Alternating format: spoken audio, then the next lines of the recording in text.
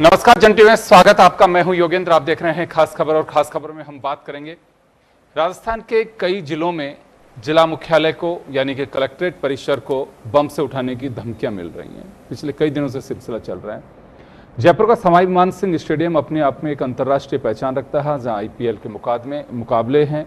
इसी बीच एक सप्ताह में लगभग 5 बार धमकियां वहां मिल चुकी हैं। मुख्यमंत्री और राजस्थान सरकार के एक सीनियर आईएएस अफसर को भी धमकी मिल चुकी है। धमकी की तह में निश्चित रूप से एजेंसियां जा रही होंगी, लेकिन अभी तक कौन धमकियां भेज रहा है, लगातार भेज रहा है, क्यों हो रहा है, क्या मकसद है, ये पता नहीं चला। अब एक कुछ शरारत है या कुछ सिरफरा है या कुछ इसकी हकीकत है, ये तो एजेंसियां ही बता सकती हैं। लेकिन कांग्रेस सवाल खड़े कर रही है सरकार पर। इनका कहना है कि अभी तक कोई पकड़ा नहीं गया। तो चलिए, वाकई इसके क्या मायने हैं, पकड़ा जाना बहुत आसान है या फिर हमारा सिस्टम इतना दुरुस्त नहीं है, क्या है वजह और क्या इस पर राजनीति होनी चाहिए, तमाम पहलुओं को लेकर के हम चर्चा करेंगे। हमारे साथ योगेंद्र जोशी साहब राजस्थान पुलिस सेवा के पूर्व अधिकारी हैं, संदीप कलवानिया जी हमारे साथ कांग्रेस से हैं, राजेश चौधरी भाजपा से जुड़ेंगे। मैं जोशी साहब आपके पास में आना चाहूँगा। देखिए, राजनीतिक दल अगर होते हैं तो राजनीति भी होगी, जाहिर सी बात है, लेकिन लगातार जो धमकियां मिल रही हैं आए दिन, कभी 6 कलेक्ट्रेट को उड़ाने की धमकी, कभी 2 कलेक्ट्रेट को उड़ाने की धमकी, कभी एसएमएस स्टेडियम, कभी किसी को, कभी कहां पे, कभी सीएमओ, कभी कहीं। तो हम किस तरह से देखें इसे? देखिए योगेंद्र जी, धमकियां पहले चिट्ठियों के माध्यम से मिला करती थी, जब ये कंप्यूटर नेटवर्क और ये चीज़ें नहीं थी। कभी दीवार पे लिख करके धमकियां मिलती थी, आज से 50-60 साल पहले रात में लिख जाया करते थे धमकी भरा कुछ। अब ये धमकियां जो ईमेल के माध्यम से मिल रही हैं, ये चिंता का विषय ये नहीं है कि किससे कुछ होगा या नहीं होगा, लेकिन चिंता का विषय ये है कि कोई भी बदमाश व्यक्ति किसी भी इलाके में संवेदना पैदा कर देता है, सेंसिटिविटी पैदा कर देता है। अब मान लीजिए कलेक्ट्रेट को उड़ाने की धमकियां हैं, तो पूरा कलेक्ट्रेट में जैसे मान लीजिए 1000 आदमी काम करते हैं, तो वो प्रभावित होते हैं, वो निकल के बाहर आते हैं, संवेदना उनके परिवार वालों तक जाती है, भाई आपके यहाँ क्या हो गया, क्या हो गया। इसी प्रकार से एयरपोर्ट को उड़ाने की धमकी मिल जाती है, अस्पताल को उड़ाने की धमकी मिल जाती है, स्कूलों को उड़ाने की 56 स्कूलों को पहले मिल गई है। अब ये कोई, मैं समझता हूँ कि आईटी एक्सपर्ट जो हमारे राजस्थान में हैं, जो हमारे सरकार के अधीनस्थ काम कर रहे हैं या पुलिस के आईटी एक्सपर्ट हैं, या तो ये वहाँ तक पहुँच नहीं पा रहे, या इनको पहुँचने का तरीका पता नहीं है, या ये अगर पहुँचना चाहते हैं तो विदेश के जो देश हैं जिनका आईपी एड्रेस होता है वो इनको कोऑपरेट नहीं कर रहे। और ये हो सकता है ये जो कम देश हैं ये इनको हल्के में लेते हों। क्यों? क्योंकि ये इंटरपोल के माध्यम से जाना पड़ता है। और अभी तो कुछ समय पहले हमारे गृह मंत्री ने ये कहा था केंद्र के कि हर स्टेट का जो आईबी एक्सपर्ट है या जो पुलिस हेडक्वार्टर है या जो यहाँ का आईटी के इंचार्ज हैं इसके, ये सीधे इंटरपोल से कनेक्ट होकर के वहाँ से जानकारी ले सकते हैं। अब देखिए क्या होता है कि हर देश का एक आईपी एड्रेस होता है, ये अलॉट हैं, ये एक डेटाबेस का उपयोग करके उसके अनुसार अपने वीपीएन सिस्टम तैयार करते हैं। ये ऐसा नहीं है कि इसका पता नहीं लगा सकते हैं, क्योंकि ये रेंज अलॉट की जाती है आईपी एड्रेस की। अब जैसे इनके 3 जो मेरे पास हैं, मैं अगर वो बोलूँगा तो आएगा नहीं समझ में, लेकिन जैसे 3 ऐसी सिस्टम है जिनके अंदर जाकर के हम उस आईपी एड्रेस को टटोल सकते हैं। जी हाँ, बिल्कुल पता लग जाता है। अब जैसे एक है वीपीएन वेबसाइट का डोमेन किस देश का है, तो WHOIS टूल्स में रजिस्टर्ड कर दो आप उसको, तो उससे उसका पता चल जाता है। तो इस तरह से ऐसा नहीं है कि नहीं पता चलता हो, लेकिन ये कहना, मैं तो करीब 2 साल से सुनता आ रहा हूँ, उससे पहले से धमकियां दी जा रही है, लेकिन ये आज तक कोई इस वीपीएन सिस्टम के किसी धमकीबाज को इंडिया के कोई भी सरकारें अभी तक नहीं पकड़ पाई हैं। लोकल को पकड़ लेती है, जो भारत का आईपी एड्रेस है उसको पकड़ने में क्या है, उसको तो कोई पकड़ लेगा, लेकिन विदेश से आने वाली धमकियों को ये अभी तक ट्रेस आउट नहीं कर पाए हैं। और देखो जी, खाली मूछें मरोड़ने से काम नहीं चलता है कि हम ये कर देंगे, वो कर देंगे, हम पता कर लेंगे, हम उसको सूली पे चढ़ा देंगे, हम ऐसा कर देंगे, ऐसा उचित नहीं चलता। मैं ये कह रहा हूं कि आपके पास अगर आईटी एक्सपर्ट नहीं है तो बाहर से आप खरीदिए। अभी भी आपके पास पुलिस के अंदर आईटी एक्सपर्ट नहीं है, आप किराए से लेकर के काम चलाते हैं। पीएचक्यू में आईटी एक्सपर्ट नहीं है।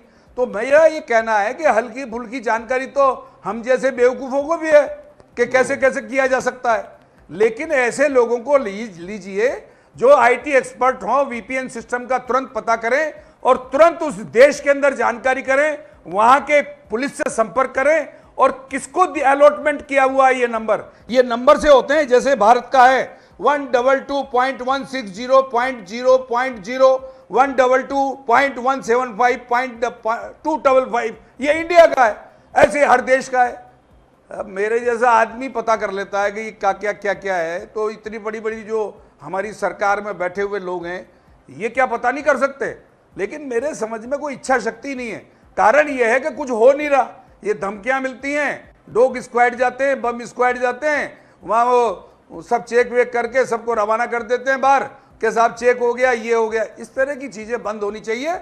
और मेरे समझ में ये चैलेंज है बहुत बड़ा हमारे गृह विभाग को, हमारे पुलिस हेडक्वार्टर को, हमारे आईबी सेल को, कि ये इस चीज़ की जानकारी करें। और जिन्होंने जो और बैठा भी, देखो मैं तो ज़्यादा समझता नहीं हूँ, लेकिन जयपुर में बैठा बैठा वो कर रहा है, ये ही नहीं पकड़ पा रहे, क्योंकि वो देख रहा है तमाशे कि यहाँ अगर मैं ये करता हूँ तो जयपुर में क्या हालात होते हैं। मतलब बड़े बड़े मंत्री, बड़े बड़े नेता प्रतिक्रिया व्यक्त करने लग जाते हैं और ये निकलेगा एक छुट भैया कहीं बैठा हुआ कोने में।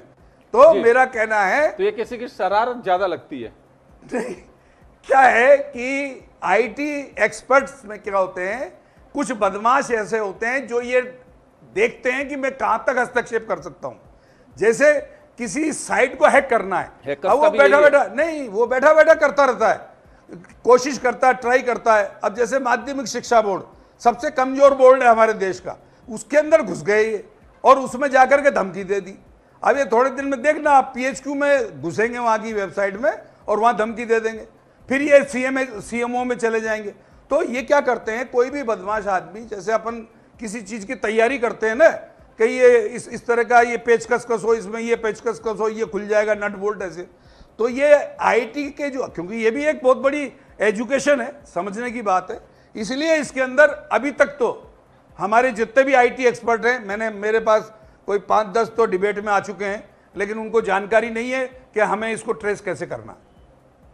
बड़ा सवाल यही है कि अभी हम ट्रेस नहीं कर पा रहे हैं, हमारा आईटी सिस्टम है उस पर जरूर सवाल खड़े होते हैं। हालांकि किसी सिरफरे की ये शरारत तो हो सकती है, लेकिन इस शरारत को हम नज़रअंदाज भी नहीं कर सकते, क्योंकि बाय द वे अगर कहीं पे इस तरह का कुछ एक्सप्लोजिव लगा भी दिया जाए और उसका पता नहीं चले तो ये है तो बड़ा गंभीर मामला, लेकिन उस तक पहुंचना बहुत ज़रूरी है। क्योंकि अगर कहीं पे भी मेल मिलता है तो उसे नज़रअंदाज नहीं किया जाता और एक हड़कंप मच जाता है, एजेंसियां जांच में जुट जाती हैं, पूरे परिसर को खाली कराया जाता है, कोने कोने पे चप्पे चप्पे पर देखा जाता है कि कहीं कुछ है तो नहीं। चलिए संदीप कलवानिया जी, आपके पास मैं आना चाहूँगा। मैं विपक्ष आरोप लगा रहा है, लेकिन लगता क्या आपको कि कहीं पे कुछ इस तरह की चीज़ें मिल सकती हैं?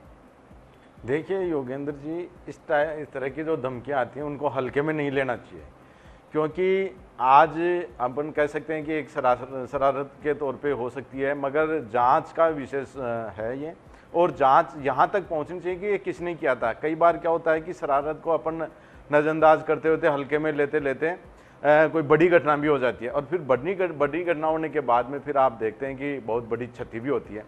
तो आप पिछले दिनों से अपन लगातार देख रहे हैं कि एसएमएस स्टेडियम में आईपीएल का मैच चल रहा है, वहाँ लाखों लोग आ रहे हैं देखने के लिए। उसके बाद में अपने कलेक्ट्रेट में धमकी मिल चुकी है, दूसरी बार मिली है अभी लगातार, और मुख्यमंत्री जी को 3 बार धमकियां मिल चुकी हैं।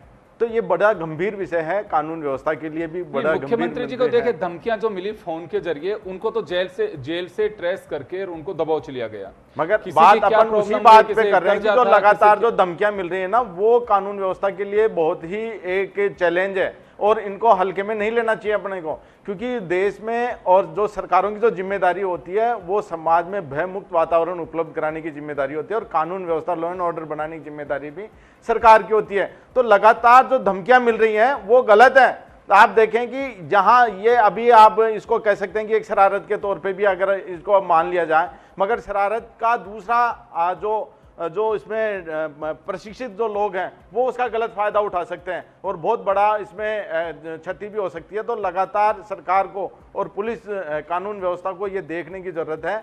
जैसे अभी योगेंद्र जी कह रहे थे कि लगातार आईटी एक्सपर्ट अपने राजस्थान में नहीं है, जबकि इनको बिल्कुल तैयार करना चाहिए। जहां से धमकी आती है वहां से उसको ट्रेस आउट करना चाहिए, जिससे कि इस तरह की धमकियों को रोका जा सके।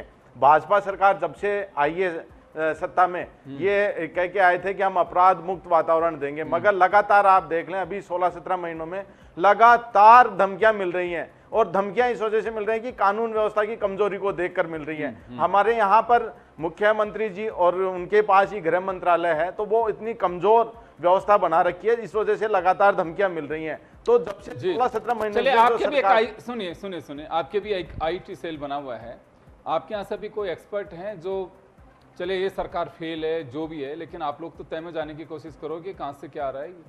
देखिए योगेंद्र जी, ये जो मामला है, जो जहाँ से ये धमकियाँ मिलती हैं और कानून व्यवस्था की जो जिम्मेदारियाँ हैं, वो एक पार्टी की नहीं है, ये सरकार की है। सरकार के पास बहुत से तंत्र होते हैं और उन्हीं के मैसेज पे आ रही हैं इस तरह की घटनाएं। तो जैसे कोई पर्टिकुलर मामला नहीं है कि कोई पार्टी जाके उसमें हस्तक्षेप कर सकती है, वो उसका अलाउ भी नहीं कर सकता कानून। आप जैसे अपन कोई सरकारी वेबसाइट को अपन ढूंढना चाहें तो नहीं ढूंढ सकते, क्योंकि उसके भी एक नियम कायदे बने हुए हैं। तो ये नहीं कह सकते कि कांग्रेस जाके वहां पर ये धमकी का ट्रेस आउट करे कि कहां से धमकी आ रही है। नहीं, एक कानून की बाध्यता होती है, एक प्रक्रिया होती है, उसी के तहत ये उनको ट्रेस आउट किया जा सकता है। ये नहीं, फिर तो कोई मतलब ही नहीं रहा। कोई भी आदमी आके कोई भी विभाग की वेबसाइट को या ईमेल को आके ट्रेस आउट कर लेगा फिर तो यहां तक तो गलत है। ये पूरी जिम्मेदारी है वो सरकार की है। पुलिस और इसकी कानून व्यवस्था जो देख रहे हैं, होम डिपार्टमेंट की पूरी जिम्मेदारी निपी है। जो हमारे खुफिया जो एजेंसियां हैं, आईबी और सीबीआई जो भी हैं, उनकी देखने की जिम्मेदारी है ये। चलिए जोशी साहब, आपके पास आना चाहूँगा। तो इसमें इस तरह की धमकियाँ मिलती हैं, इसमें राजनीति ज़्यादा, और हालांकि गंभीर विषय, हमें पता करना चाहिए कि कहाँ से आ रहा है। कोई एक ही व्यक्ति है क्या लगातार, कभी क्या डाल रहा है उसमें, कभी क्या डाल रहा है। हमने पहले भी कहा कि ये पता करना बहुत ज़रूरी है, लेकिन अभी तक कर नहीं पा रहे हैं। कांग्रेस का कहना है कि केवल तंत्र सरकार ही पता करे।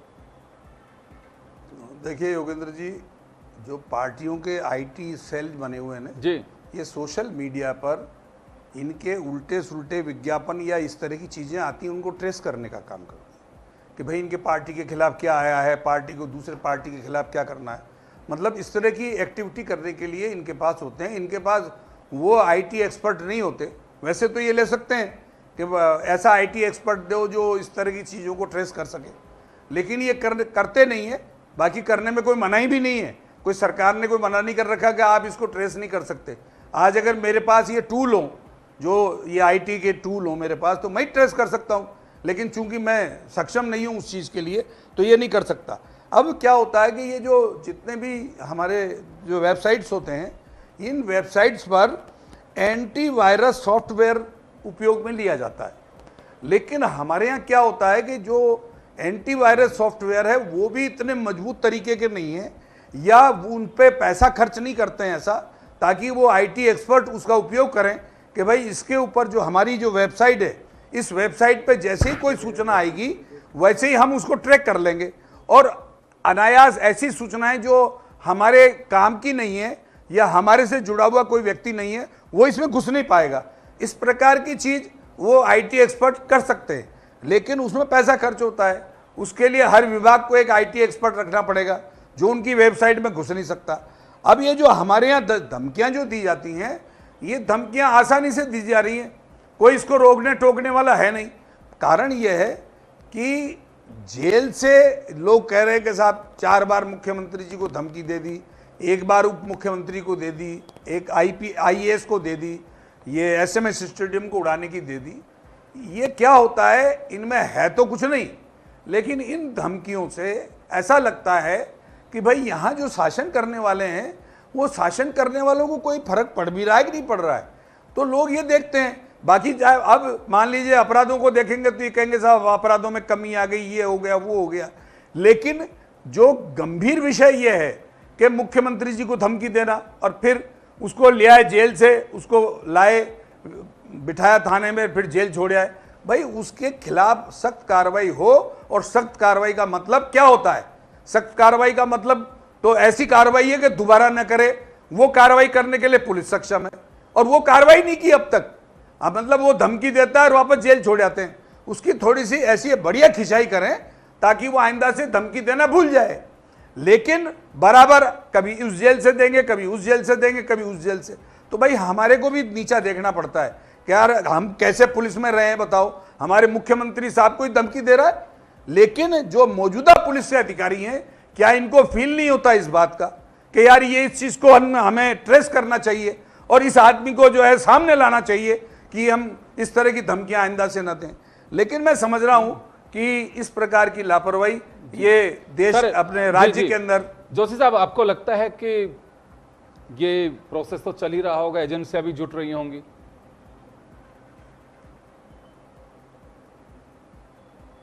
देखो योगेंद्र जी, ये आईटी का मामला है जी, कोई चिट्ठी पत्रिका तो है नहीं बिल्कुल कि मैं चिट्ठी भेजूंगा जो 4 दिन में 6 दिन में जाएगी अब फिर वो चिट्ठी खोलेंगे, ऐसा तो नहीं है। मैं अभी यहाँ से बटन दबाऊंगा, जिस देश का आईपी एड्रेस है उस देश के जो संचालक हैं उनसे सीधा कांटेक्ट कर सकता हूँ। मैं इंटरपोल से अभी कांटेक्ट कर सकता हूँ। अगर ये बात सही है कि हमारी सेंट्रल गवर्नमेंट ने हर स्टेट गवर्नमेंट को ये अधिकार दे दिया है कि वो सीधा इंटरपोल से कांटेक्ट कर सकती है, तो फिर हमारे राज्य का पीएचक्यू विभाग, हमारे राज्य का गृह विभाग क्या इंटरपोल से कांटेक्ट नहीं कर सकते? और इंटरपोल ही एक ऐसी संस्था है जो आपको इसमें मदद कर सकती है। और अगर आपका प्रभाव है वहां इंटरपोल में, आपका वहां पर जानकारी है, वहां के लोग आपको तवज्जो दे रहे हैं, तो इंटरपोल के आदमी आपको वीपीएन सिस्टम लाके दे देंगे कि फलाने देश का वीपीएन सिस्टम है। फिर आप उस देश में, अरे भाई आपके देश के हर देश के अंदर दूतावास बने हुए हैं भाई। और दूतावास में पता आपको क्या क्या है? वहां मिलिट्री के अधिकारी, पुलिस के अधिकारी, आईएएस, आईपीएस डेपुटेशन में जाते हैं।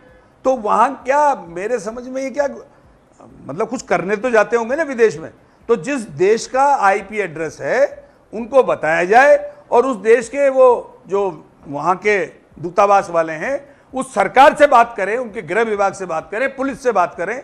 और ये सारी की जो वीपीएन सिस्टम ये रजिस्टर्ड होते हैं, ये ऐसा नहीं कि बिना रजिस्ट्रेशन के चल रहा है। एक देश को एक आईडी दी जाती है, जैसे मैंने बताया भारत को दी हुई है।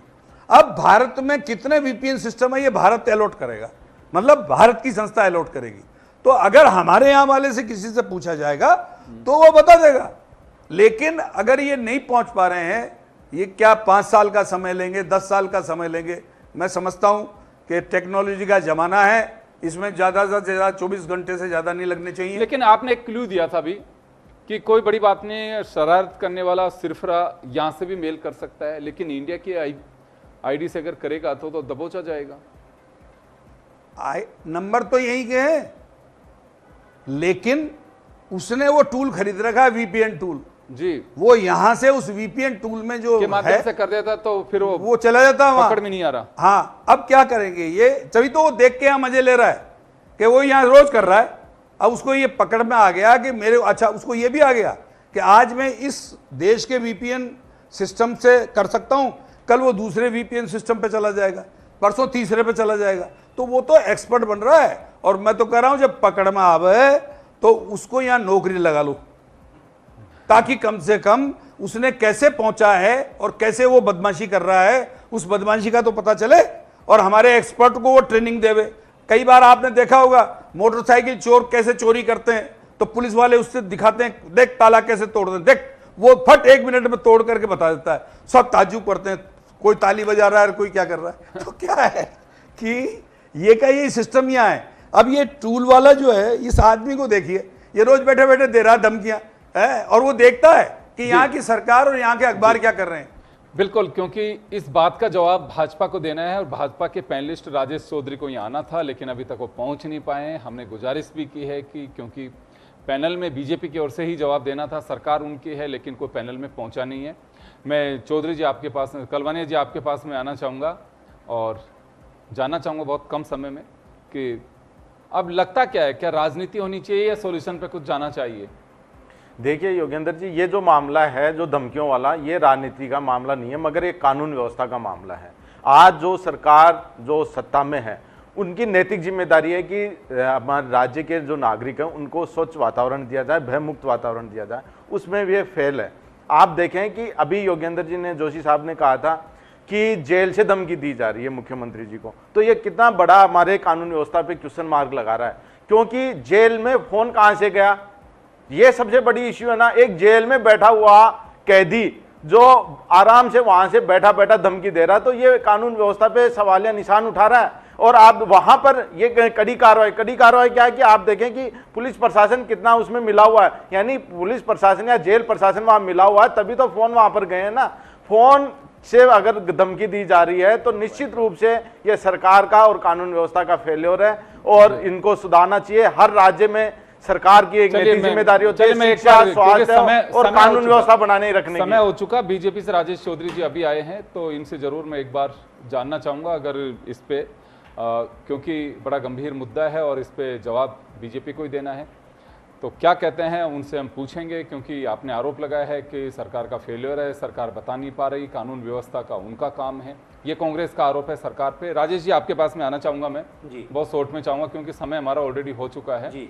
कांग्रेस आरोप लगा रही है कि लगातार धमकियां मिल रही है, लेकिन सरकार अभी तक खोज नहीं पा रही, ये सरकार का फेलियर है।